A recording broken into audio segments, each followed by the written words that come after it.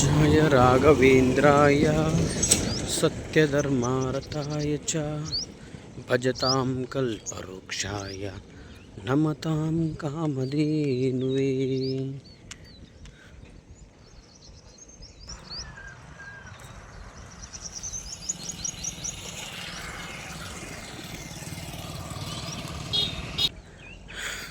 ಇದು ಘಾಟ್ ಸೆಕ್ಷನ್ನು. ಇಲ್ಲಿಂದ ಒಂದು 10-15 ಕಿಲೋಮೀಟ್ರ್ ಆಗುತ್ತೆ ಅಂತೆ. ಇದು ಘಾಟಲ್ಲೇ ಹೋಗಬೇಕು. ಆದರೆ ಇವತ್ತು ಗುರು ರಾಘವೇಂದ್ರ ಸ್ವಾಮಿಯವರು ಮತ್ತು ಕೇದಾರನಾಥ ಶಿವ ತಂದೆ ಇವತ್ತು ನಮ್ಮನ್ನು ಕರೆದುಕೊಂಡು ಹೋಗ್ತಾ ಇದ್ದಾರೆ. ಇವಾಗ ಘಾಟ್ ಸೆಕ್ಷನಲ್ಲಿ ಪಾದಯಾತ್ರೆ ಪ್ರಾರಂಭ ಮಾಡುತ್ತಾ ಇದ್ದೇವೆ. ಎಲ್ಲರಿಗೂ ಒಳ್ಳೆಯದಾಗಲಿ. ಹಾಗೆ ನೋಡ್ತಾ ಇರಿ. ಯಾಕೆ ಅಂದರೆ ಇಲ್ಲಿಂದ ಒಂದು ಅಂಗಡಿನೂ ಬರುವುದಿಲ್ಲ. ನೀರು ತಗೊಂಡು ಕುಡಿಯಬೇಕಂದ್ರೆ ಯಾವುದೂ ಇರುವುದಿಲ್ಲ. ಬೆಟ್ಟ ಹತ್ತಾ ಇದ್ದೀವಿ. ನೋಡೋಣ, ಬೇಗ ಈ ಬೆಟ್ಟವನ್ನು ತಲುಪಿ ಕೆಳಗಡೆ ಅಲ್ಲೆಲ್ಲಾದರೂ ವಿಶ್ರಾಂತಿ ತಗೊಳ್ಳುವಂಥ ಸಂದರ್ಭದಲ್ಲಿ ನಿಮ್ಮೊಟ್ಟಿಗೆ ಮಾತಾಡುತ್ತೇನೆ. 10 ಕಿಲೋಮೀಟ್ರು ನಡಿಬೇಕಂತೆ ಈ ಬೆಟ್ಟ. ನೋಡೋಣ.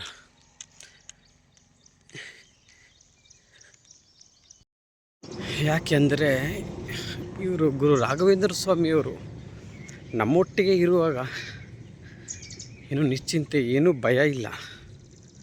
ಇವರು ನಮ್ಮನ್ನು ಕ್ಷೇಮವಾಗಿ ಕರೆದುಕೊಂಡು ಹೋಗ್ತಾರೆ. ತಂದೆ ಯಾವಾಗಲೂ ಅವ್ರನ್ನ ಹೆಗಲ ಮೇಲೆ ಹೊತ್ತು ಮೆರೆಸಬೇಕು ನಮ್ಮ ಗುರು ರಾಘವೇಂದ್ರ ಸ್ವಾಮಿಯವ್ರನ್ನ. ನಿಮ್ಮ ತಂದೆ ಗುರು ರಾಘವೇಂದ್ರ ಸ್ವಾಮಿ ತಂದೆ, ನೀವೆಲ್ಲರನ್ನೂ ಕಾಪಾಡ್ತಾ ಇದ್ದೀರ. ನನ್ನ ತಂದೆ ಎಲ್ಲರಿಗೂ ಒಳ್ಳೆಯದಾಗಬೇಕು. ನಿಮ್ಮ ಹೆಸರು ಹೇಳಿದಂಥ ನಿಮ್ಮ ಮಕ್ಕಳು, ನಿಮ್ಮ ಭಕ್ತಾದಿಗಳು ಎಲ್ಲರಿಗೂ ಅನುಗ್ರಹ ಮಾಡು ತಂದೆ. ಯಾಕಂದರೆ ಇಲ್ಲಿ ತಂದೆ ತಾಯಿ ಮತ್ತು ವೈದ್ಯರು ಎಲ್ಲರಿಗಿಂತ ದೊಡ್ಡವರು ಅಂದರೆ ನೀವೊಬ್ಬರೇ ತಂದೆ. ನಿಮ್ಮ ಹೆಸರನ್ನು ಹೇಳಿ ಒಂದು ಹೆಜ್ಜೆ ಮುಂದೆ ಹಾಕಿದರೆ ಸಾಕು, ನಾವು ನಮ್ಮಲ್ಲಿರ್ತಕ್ಕಂಥ ಕಾಯಿಲೆ ಎಲ್ಲ ಸುಟ್ಟ ಭಸ್ಮವಾಗುತ್ತೆ. ಅಷ್ಟು ಪವರ್ ನಿಮ್ಮಲ್ಲಿದೆ ತಂದೆ. ನೋಡಿ ಬೆಟ್ಟ ಹೆಂಗಿದೆ ಇಲ್ಲಿ ತೋರಿಸ್ತೀನಿ ನೋಡಿ. ಅಲ್ಲಿ ಬರ್ತಾ ಇರಬೇಕಾದ್ರೆ ಒಬ್ಬರು ಹೇಳ್ತಾಯಿದ್ರು, ನೀವು ಘಾಟ್ ಸೆಕ್ಷನಲ್ಲಿ ಹೋಗ್ತೀರಾ, ಆ ಕಡೆ ಮುಂದೆ ಹುಷಾರಾಗಿ ಅಂತ. ಹುಷಾರಾಗಿ ಪಾಪ ಅವರು ಒಂದು, ಯಾಕಂದರೆ ಅವರು ಇಲ್ಲೇ ಇರ್ತಕ್ಕಂಥವ್ರು, ಅವ್ರಿಗೆಲ್ಲ ಗೊತ್ತಿರುತ್ತೆ. ಈ ಬೆಟ್ಟ ನೋಡಿ ಯಾವ ಥರ ಇದೆ, ಜಂಗಲ್ ಥರ ಇದೆ. ಇಂಥದ್ರಲ್ಲಿ ಸ್ವಲ್ಪ ಹುಷಾರಾಗಿ ಹೋಗಿ ಅಂತ ಹೇಳಿದರು. ಹುಷಾರಾಗಿ ಅಂದರೆ ಯಾವ ಥರ ಅಂತ ನಾನು ಅಂದೆ. ಮತ್ತು ಏನಾದರೂ ಬರಬಾರ್ದು, ಯಾವುದೇ ಒಂದು ಹುಲಿ ಆಗಲಿ, ಚಿರತೆ ಆಗಲಿ, ಆನೆ ಆಗಲಿ ಈ ಥರದಲ್ಲಿ ಬರಬಾರ್ದು ಅಂತ. ಅದು ಪಕ್ಕದಲ್ಲಿ ಒಬ್ಬರು ಇದ್ದರು. ಅವ್ರ ಹತ್ರ ಯಾರೂ ಬರಲ್ಲ ಬಿಡಿ. ಯಾಕಂದರೆ ಅವ್ರ ಪಕ್ಕದಲ್ಲಿ ನೋಡಿ ಅಲ್ಲಿ ಯಾರಿದ್ದಾರೆ, ಗುರು ರಾಘವೇಂದ್ರ ಸ್ವಾಮಿಯವರಿದ್ದಾರೆ. ಅವರಿದ್ದಾರೆ ಅಂದರೆ ಅವು ಬಂದರೂ ಬೇಕಂದರೆ ಅವ್ರಿಗೆ ನಮಸ್ಕಾರ ಮಾಡಲಿಲ್ಲಂದ್ರೂ ಪರವಾಗಿಲ್ಲ. ಆದರೆ ಅಲ್ಲಿದ್ದಾರಲ್ಲ ಪಕ್ಕದಲ್ಲಿ, ಅವ್ರಿಗೆ ನಮಸ್ಕಾರ ಮಾಡಿ ಹೋಗ್ತಾರೆ. ಅವರು ಸುರಕ್ಷಿತವಾಗಿ ಕ್ಷೇಮವಾಗಿ ಕರ್ಕೊಂಡು ಹೋಗ್ತಾರೆ ಅವರು. ಆದರೆ ಇದು ಸಾಮಾನ್ಯವಲ್ಲ. ನೀವು ಬಿಚ್ಚಾಲಯದಿಂದ ಮಂತ್ರಾಲಯ, ಅಲ್ಲಿಂದ ಕೇದಾರನಾಥದವರೆಗೂ ಪಾದಯಾತ್ರೆ ಮಾಡ್ತಾ ಇದ್ದೀರಂದರೆ ನಿಮ್ಮ ಹಿಂದ್ಗಡೆ ಸದಾ ಗುರು ರಾಘವೇಂದ್ರ ಸ್ವಾಮಿಯವರು ಇದ್ದಾರೆ. ಅದೇ ರೀತಿಯಾಗಿ ಶಿವದೇವರು ಇದ್ದಾರೆ. ಚಿಂತೆ ಮಾಡಬೇಡಿ, ನಿಮಗೆ ಗುರುಬಲ ಇದೆ, ಹೋಗಿ ಅಂತ ಹೇಳಿದರು. ಅವ್ರು ಹೇಳಿರೋ ಮಾತು ಸತ್ಯ. ನಾನು ಚಿಂತೆ ಮಾಡ್ತಾಯಿಲ್ಲ. ನನ್ನ ಜೊತೆ ಗುರು ರಾಘವೇಂದ್ರ ಸ್ವಾಮಿಯವರು ಇದ್ದಾರೆ. ಅದಕ್ಕೆ ನಾವು ಯಾಕೆ ಭಯ ಪಡಬೇಕು ಅಲ್ವಾ? ಇವರಿರುವಾಗೆ ನಮಗೇನೂ ಭಯವಿಲ್ಲ.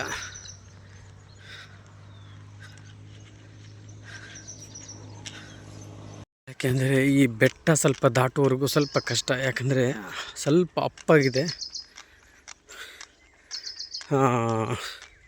ಇಂಥ ಸಂದರ್ಭದಲ್ಲಿ ನಡೆಯೋದು ಸ್ವಲ್ಪ ಬೇಗ ನಡಿಬೇಕು. ಯಾಕೆ ಅಲ್ಲಿ ಮುಂದ್ಗಡೆ ಹೋಗಿ ವಿಶ್ರಾಂತಿ ತೊಗೊಳ್ಳೋಕ್ಕೆ ಬರುತ್ತೆ ಇಲ್ಲಿ. ಯಾಕಂದರೆ ನೀರಡಿಕೆ ಆಗಿದೆ, ನೀರು ಕುಡಿಬೇಕಂದ್ರೂ ಕಷ್ಟ. ನೀರು ಇಲ್ಲಿ ಯಾವುದೂ ಅಂಗಡಿಗಳು ಇರುವುದಿಲ್ಲ.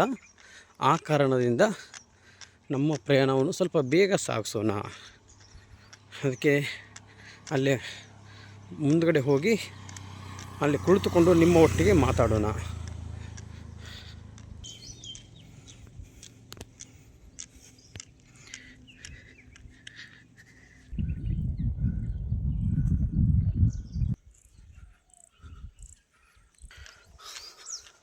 ಹಾಗೆ ನೋಡಿ ಮುಂದ್ಗಡೆ ವ್ಯೂಸ್ ಎಷ್ಟು ತುಂಬ ಅದ್ಭುತವಾಗಿದೆ.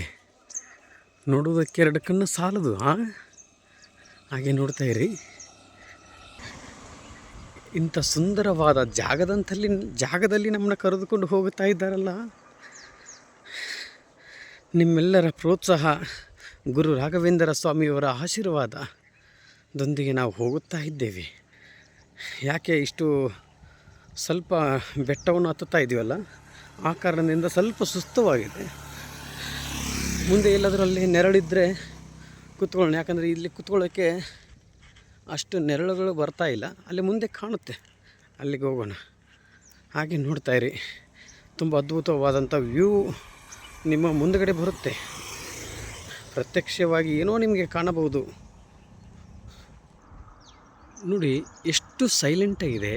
ಈ ಒಂಟಿ ಖಾಲಿ ಜಾಗದಲ್ಲಿ ಒಬ್ಬ ಮನುಷ್ಯ ಒಂಟಿಯಾಗಿರುತ್ತಾನಲ್ಲ, ಅವನ ಜೀವನದಲ್ಲಿ ಎಷ್ಟು ಖಾಲಿಯಾಗಿರುತ್ತೆ. ಅಂಥ ಸಂದರ್ಭದಲ್ಲಿ ಇಂಥ ಜಾಗಕ್ಕೆ ಬಂದಾಗ ಮನಸ್ಸು ಎಷ್ಟು ವಿಶ್ರಾಂತಿಯಾಗಿರುತ್ತೆ, ಹಗುರವಾಗಿರುತ್ತೆ.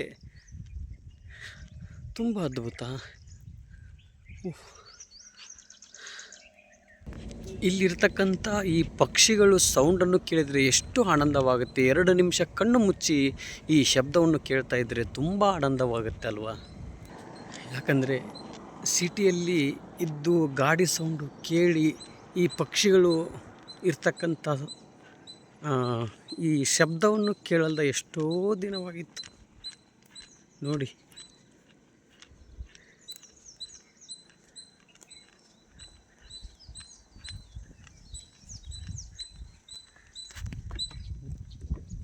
ದೇವರು ಎಲ್ಲದೂ ಒಂದೊಂದು ಸೃಷ್ಟಿ ಮಾಡಿಬಿಟ್ಟಿರ್ತಾರೆ. ಆ ಸೃಷ್ಟಿಯಲ್ಲಿ ಆ ಶಬ್ದ.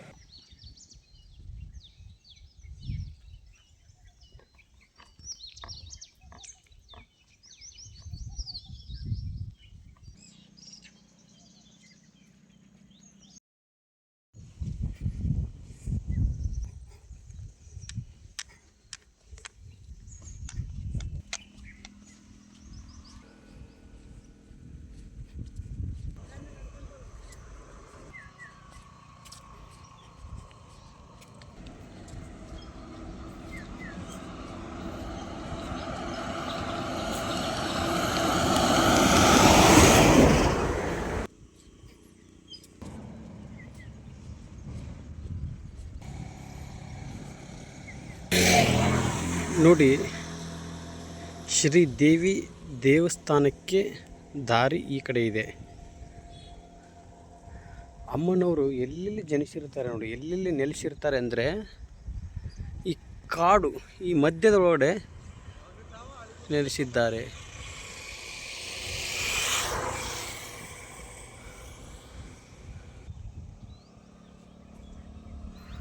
ಕಾಡು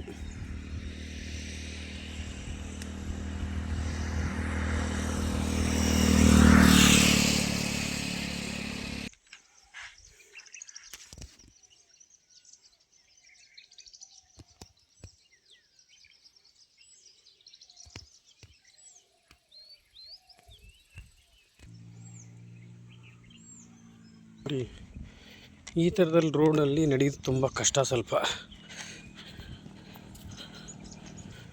ಯಾಕಂದರೆ ಈ ಥರದಲ್ಲಿ ಹಾಗೆ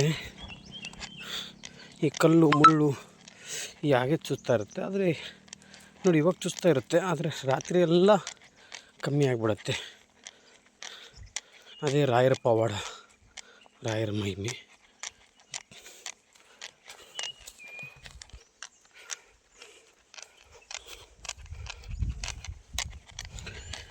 ಎಲ್ಲ ಕಡೆ ಈ ಥರ ಇರೋಲ್ಲ, ರೋಡ್ ಮುಂದೆ ಸ್ವಲ್ಪ ಚೆನ್ನಾಗಿರ್ಬೋದು, ಸೆಂಟ್ರಿನಲ್ಲಿ ಈ ಥರ ಬರ್ತಾ ಇರುತ್ತೆ ಅಷ್ಟೇ.